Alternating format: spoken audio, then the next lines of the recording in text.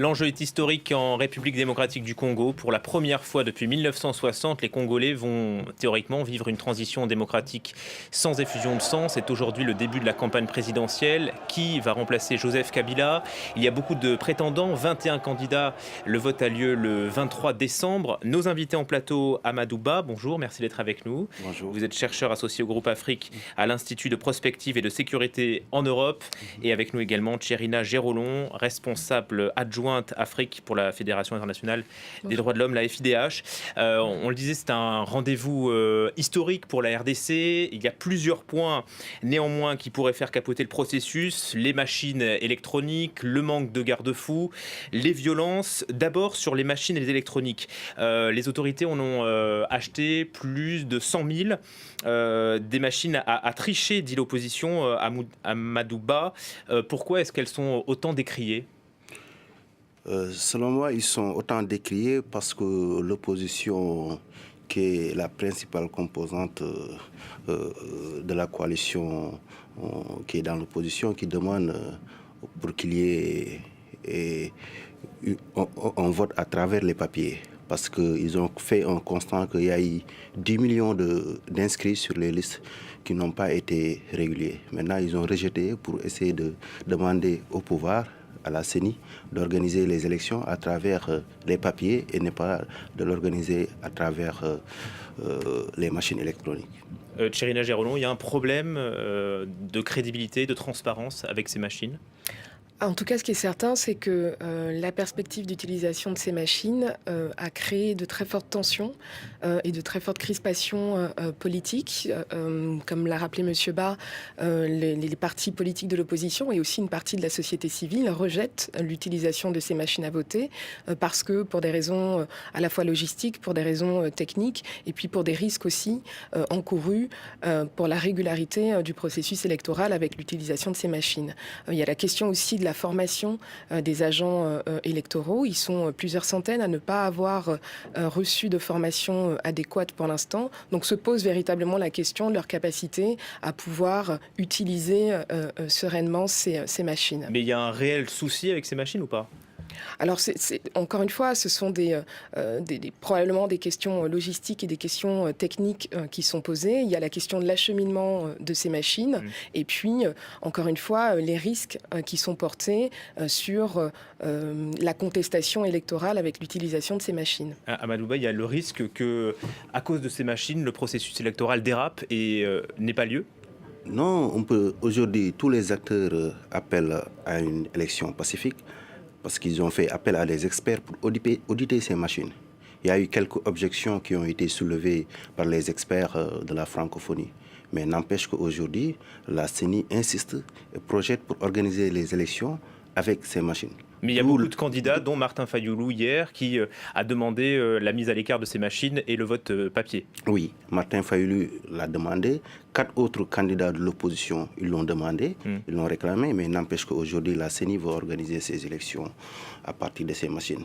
L'autre candidat à l'opposition qui a rejoint la plateforme de l'opposition, qui s'appelle Adolphe Mozito, lui-même, il doute que si les élections on persiste à les organiser avec ces machines, il n'y aura pas d'élection. Donc aujourd'hui, il y a un potentiel fort de dire que est-ce que les élections vont se tenir le 23 décembre ou pas. Il y a aussi la question de l'argent, puisque la RDC a décidé, les autorités ont décidé de ne pas faire appel à de l'argent extérieur. C'est l'argent des Congolais qui va financer l'organisation des élections et la logistique. Pourquoi d'abord ? Là aussi, le président Kabila a répondu à cette question récemment. Il a dit que c'est une question de souveraineté nationale. Il préfère. Mais est-ce que la RDC en a les moyens ? Bon, les Américains disent non. Les Américains disent non. Pour qu'il y ait des élections transparentes, crédibles, qui tiennent compte de tous les aspects, il faut un apport extérieur et ils sont prêts à participer comme l'Union européenne. Mais aujourd'hui, la question ne se pose plus parce que la RDC a affirmé qu'il peut organiser ces élections sans l'apport international. Et ces moyens sont équitablement distribués parmi les candidats ? Alors c'est vrai que c'est une question qui est soulevée par l'opposition sur l'utilisation des moyens essentiellement par le parti au pouvoir, mais sur aussi l'espace politique, l'espace civique qui est permis pour les candidats de l'opposition, et notamment par exemple sur l'accès aux médias qui pour le coup est fortement contesté. Il y a plusieurs autres points de tension entre l'opposition et le parti au pouvoir. Donc à la fois la question des machines à voter, mais il y a aussi la question de l'observation électorale. Dans quelle mesure est-ce que la société civile sera en capacité d'observer de manière sécurisée le scrutin? Alors qui va surveiller ce scrutin, justement? Alors il y a des observateurs internationaux qui ont été pour l'instant autorisés par les autorités congolaises. Lesquels? Notamment ceux de la SADC, ceux de l'Union africaine aussi. Mais des questions se posent sur la capacité des organisations de la société civile et aussi des représentants de l'opposition de pouvoir observer les élections de manière sécurisée. Autre obstacle, savoir si le scrutin pourra se tenir dans toute la RDC, compte tenu des violences, notamment dans l'Est, dans le Nord Kivu. Qu'est-ce que vous en pensez, Amadou Ba? Je pense qu'il peut y avoir des perturbations dans ces zones, dans l'Est, parce qu'il y a la présence des rebelles du M23 soutenus par le Rwanda, et aussi les groupes terroristes dont l'ADF qui est présent là-bas depuis presque 1999. Et là aussi, on doute que les forces onusiennes qui sont présentes là-bas, la MONUSCO qui est là-bas depuis presque 20 ans, n'arrive pas à stabiliser cette zone et n'arrive pas aussi à pouvoir apporter sa contribution, et que l'État même avait demandé le départ à travers le président. Donc je ne pense pas que dans cette zone-là, on peut tenir normalement les élections.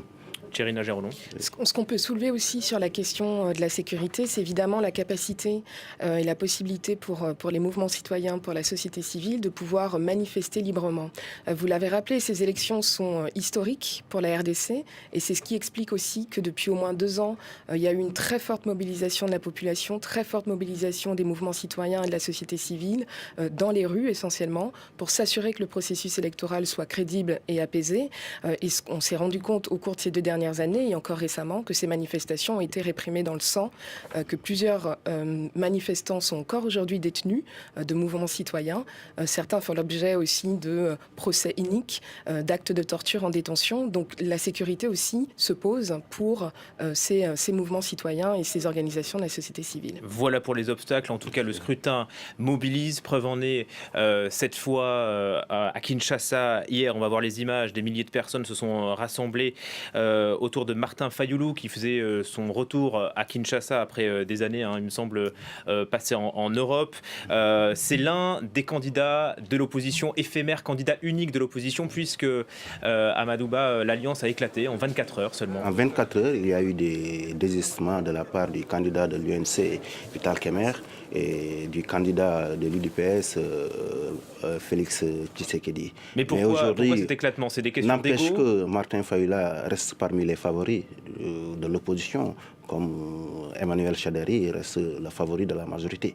Il a une assise populaire, Martin Fayulu? Très populaire. Il est connu du grand public en RDC Parce qu'il est soutenu par 2 grands poids de l'opposition, à savoir le parti de Jean-Pierre Banda, à savoir aussi le parti de l'opposant politique Moïse Katumbi. Donc aujourd'hui, ils bénéficient de leur assise, de leur popularité, de leur soutien financier et surtout aussi de leur base. Il est plus populaire que Félix Tshisekedi, qui lui est attendu samedi à Kinshasa? Félix, on peut dire qu'il n'est populaire qu'au niveau de Kasaï. Donc avec une seule base au niveau de Kasaï, on ne peut pas prétendre à gagner les élections. Il faut une large coalition de l'opposition qui peut soutenir et gagner ces élections. Le camp du pouvoir, lui, est uni autour d'un seul homme. Il s'appelle Ramazani Chadari. Pourquoi est-ce qu'il a été désigné comme le dauphin de Joseph Kabila? Il a été désigné par le dauphin de Kabila parce qu'il y a une unanimité autour de lui au niveau de la force de majorité. Il a été non seulement un fidèle de Kabila, mais il a été aussi le ministre de l'Intérieur. Et à peu près, on peut dire même qu'il a été un de ses plus proches collaborateurs. Maintenant, ce que dénonce l'opposition, c'est l'utilisation unilatérale des moyens de l'État. ce qui fait qu'aujourd'hui, il n'y a pas un partage équitable dans les ressources qu'on utilise financièrement et du point de vue logistique pour la campagne électorale. Son passage au ministère de l'Intérieur a laissé des traces, hein, puisqu'il est sous sanction européenne. Oui, effectivement. Oui, on va peut-être écouter Tcherina Gerolon. Oui, il fait cette l'objet question. de sanctions de la part de l'Union européenne. Pour atteinte aux droits de l'homme. Hein. Pour atteinte aux droits de l'homme, il faudrait rappeler qu'il a été ministre de l'Intérieur jusqu'à au moins février 2018 et que le mois de janvier 2018 a été marqué par une répression sanglante de manifestations de l'Église catholique, de manifestations aussi des mouvements citoyens, alors même que M. Chadari était au pouvoir et était ministre de l'Intérieur. Oui, il est sous le coup de ces sanctions de l'Union européenne.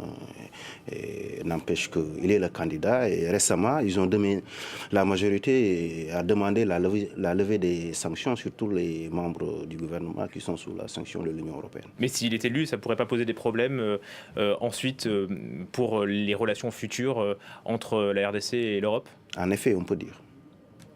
Merci beaucoup Amadouba et Tcherina Gerolon d'avoir accepté ce mini face-à-face à un mois des élections, de l'élection présidentielle en RDC que France 24 également vraiment va suivre de près. Merci à vous. Merci.